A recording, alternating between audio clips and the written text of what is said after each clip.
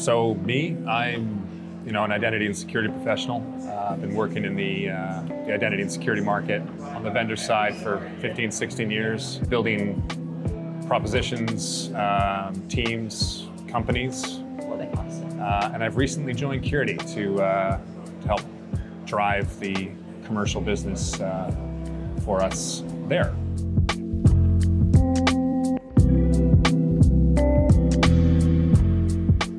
I mean, you have a very traditional view still coming into the market. The old guard of identity is about, employees, governance, roles, these kind of things inside of the organization.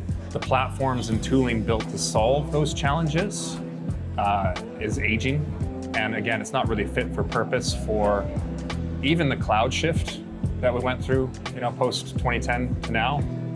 And you had companies capitalize on that, right? Like Okta as a great example of one of those kind of cloud plays that was able to modernize the way in which identity was handled once you introduced cloud provisioning into the equation.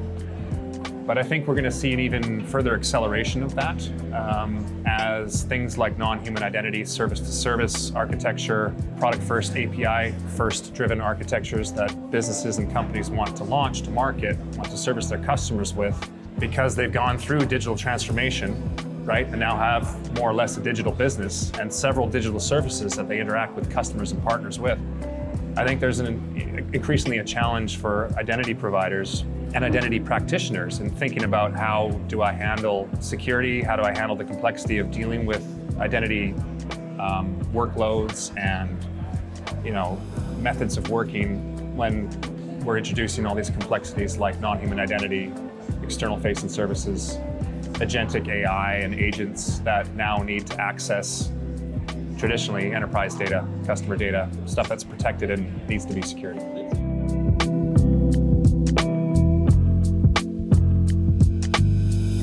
Right, I think it's again on the customer side, right? It always is, So we're, of course, an identity and security vendor, right? We sell technology, which we think is interesting and has a unique offering to the market. And our customers are doing really, really cool stuff and innovative stuff with it. So we have a big insurance provider in the Nordics, for example.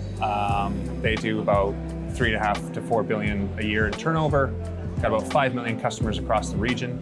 And they've gone as far as deploying identity technology all the way to their API endpoints and envisaging those API endpoints as products that their business customers can grab and self-administer, self-delegate, access and utilize to build a truly digital business, right?